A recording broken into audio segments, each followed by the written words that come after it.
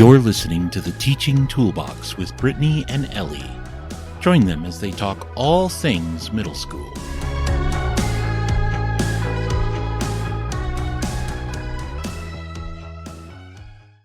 Writing might not be the first thing that comes to mind when you think about math class or solving problems. But this powerful practice can enhance understanding, communication skills, and metacognitive awareness. I'm Ellie, and I'm here with my buddy Brittany. Hello. In today's discussion on the Teaching Toolbox, we'll explore how writing out math thinking can help students in their math classes. Why should we have students write explanations in math class? It does take time, and I suppose it might even put you behind in the curriculum, but we're here to tell you it's well worth the time that it takes. First off, when students write explanations for how they solve math problems, they have to articulate their thought process and reasoning. This helps them clarify their own understanding of the mathematical concepts involved. By breaking down each step or their process and explaining the reasoning behind it, students can self-identify any gaps in their knowledge. It helps students practice using math vocabulary correctly, and this deeper engagement with the material leads to a more comprehensive grasp of the math concepts. Another benefit of writing out math thinking is that it enhances communication skills. And we can apply what we're discussing today to verbal explanations as well. Writing explanations helps students develop their ability to communicate complex ideas clearly and effectively. Math often involves abstract concepts that can be challenging to explain, but by practicing how to explain their solutions, students learn to express their ideas in a structured and logical way. This skill is valuable not just in math, but also in other academic subjects in real-life situations. And then thirdly, encouraging students to write about their problem-solving process promotes metacognitive awareness, which is the ability to reflect on your own thinking. This awareness helps students evaluate the strategies they use, recognize successful approaches, and reconsider those that aren't working. As students become more aware of their own cognitive processes, they can develop more effective problem-solving strategies and become more independent learners. And as you're explaining that, I was just kind of thinking about how when we explain something to someone, it starts to make more sense to us, right? We remember it better.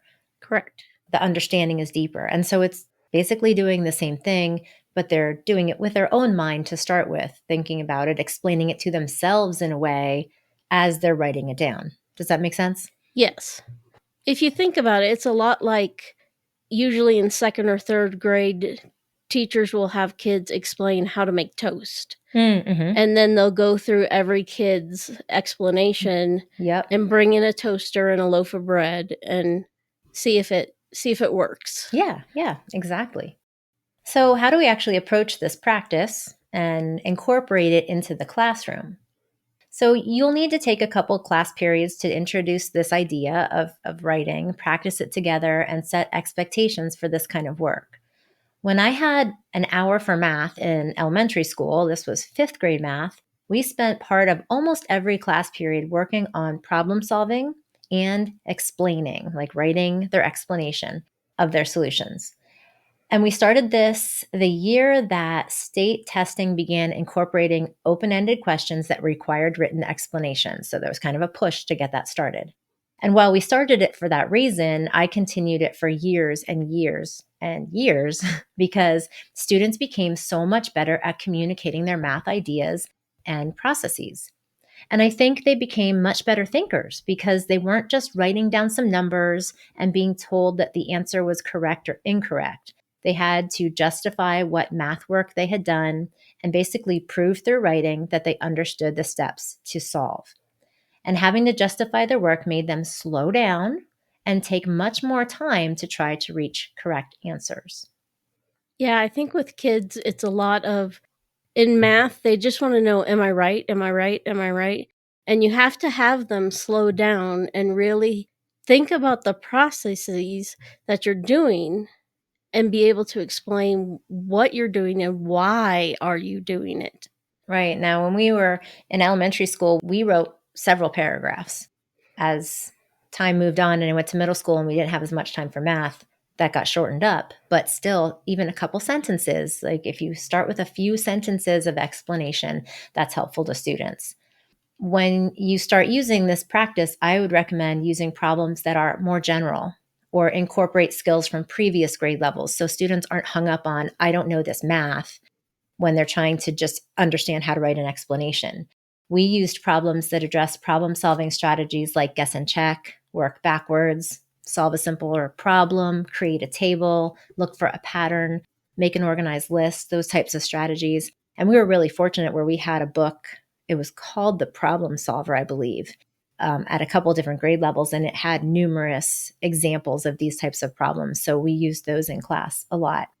As I said, in middle school, I tried to do the same thing as elementary school, but since we only had 40 minutes, we couldn't spend as much time and do it every single day. So eventually we did it once or twice a week. So if you're starting to incorporate this, you might want to do a few days of introduction. This is our process. This is the expectation. This is how we're doing it. And then try to work it in maybe once a week if you have shorter class periods. If you're lucky and you have block scheduling or something, or you have longer class periods, then you could spend a lot more time on it. 40 minutes is crazy short. It is. I think it was 44, but that included switching time. Yeah. So by the time they got settled, yeah. And so I would say, as you know, we kind of mentioned in the beginning, you might worry that this is going to put you behind in your curriculums, but do not be afraid of that. As your students get better and better at being able to write out and verbalize their math thinking, their math performance improves overall. And other lessons may go a lot faster than they would have if you had not started using this practice. So when teaching students how to problem solve and write out their thinking, it's important to focus on a few key principles. First, you want to model the process. Start by showing students how to break down a problem.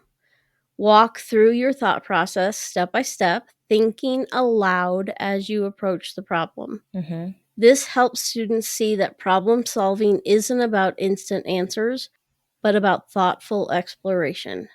I like to use find out, choose a strategy, solve, and check your answer. Another thing that you want to think about is teaching metacognition, which we mentioned in the benefits part of explaining the thinking. Encourage students to think about their thinking. Ask them reflective questions like, what do I already know about the problem? What strategies have worked in the past? By pausing to think about their approach, students become more aware of how they're solving problems, and they can transfer those strategies to future situations. Then you want to scaffold the problem-solving steps. Understand the problem. Teach students to take time to fully grasp the problem before rushing to solve it. They find out or identify what they need to know to solve the problem, and some of this information in the problem and some might be background knowledge. So encourage students to rephrase the problem in their own words. Then devise a plan or choose a strategy and guide them in identifying possible strategies in which to approach the problem, like drawing a diagram, making a list, solving a simpler version first. Then they want to execute the plan or solve it, so help students carry out their plans step by step. Encourage them to write down each step, explaining what they're doing and why. Then review and reflect or check your answer. Once a solution is reached, have students evaluate if the answer makes sense. If not, encourage them to retrace their steps and identify where they might have gone wrong. Once you've guided students in solving, then you want to guide them through the examples of written explanations. One way to make written explanations easier for students is to provide some sentence starters. Many students struggle with writing out their thinking simply because they don't know where to start. Providing some sentence starters gives them a structure to build their explanations. And these can be starters like, from the problem I know, and then they pick out things in the problem that were important to solve and they write them down. What I need to find out is, and they identify the question in the problem and then rephrase it in their own words so that they're clarifying that they know what they actually need to find out. To solve the problem, I will draw a diagram, work backwards, solve a simpler problem. I know my answer is correct because, so then, in between all that, they will write out what they actually did. And then justifying that they know it's correct because might be, reiterating the important points. I know my answer is correct because it answers this question to the problem. I do have a blog post that has 2 example problems and example explanations just like this. So we can link that in the show notes if you want to check out those examples and see something a little bit more concrete. You can create a supportive environment for mistakes by emphasizing that mistakes are part of the problem-solving process. When students feel safe about making mistakes, they're more willing to take risks and think critically about their approach. Encourage them to see mistakes as learning opportunities and to reflect on what they've gained from the process. Take time to have students share their explanations with the class or in small groups so students can get an even better idea of what a complete explanation might sound like. Point out 1 or 2 aspects of the explanation that you really liked. Some students are super proud to share their explanations, while others are hesitant, and that's okay. They don't have to, but it's usually a fair number of students are willing to share, which is excellent. You should regularly practice reflection. After a problem-solving activity, have students reflect on their own explanations.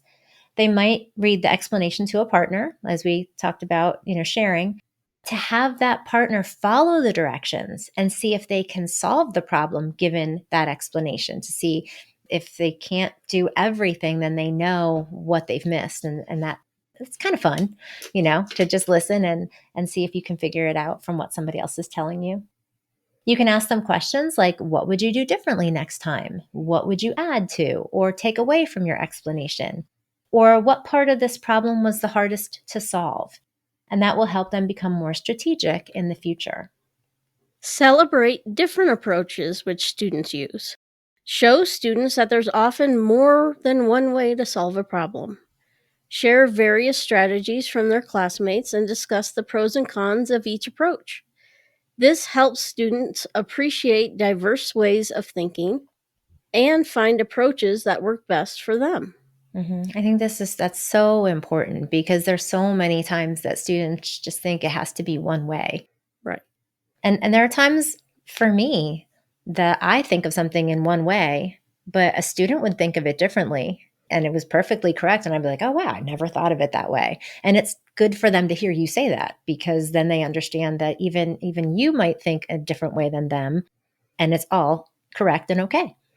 Yeah, or they go home and they fight with their parents. That's not the way we did it in class. Right. Or whatever. And then you look at their paper and you're like, your dad did it great, it came out wonderfully. It looks good. You've explained it well.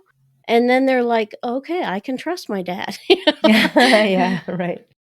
Well, by emphasizing these types of strategies for writing about your thinking in math class, you can help students build confidence in their problem-solving skills and communicate their thought processes clearly. This not only improves their ability to tackle problems, but also deepens their overall understanding, critical thinking abilities, and communication skills. It's a power tool for your teaching toolbox. If you love our math episodes, shout them out on social media. And don't forget to tag us. We'd love to see and hear from you and interact with our podcast community. We'll talk with you next week.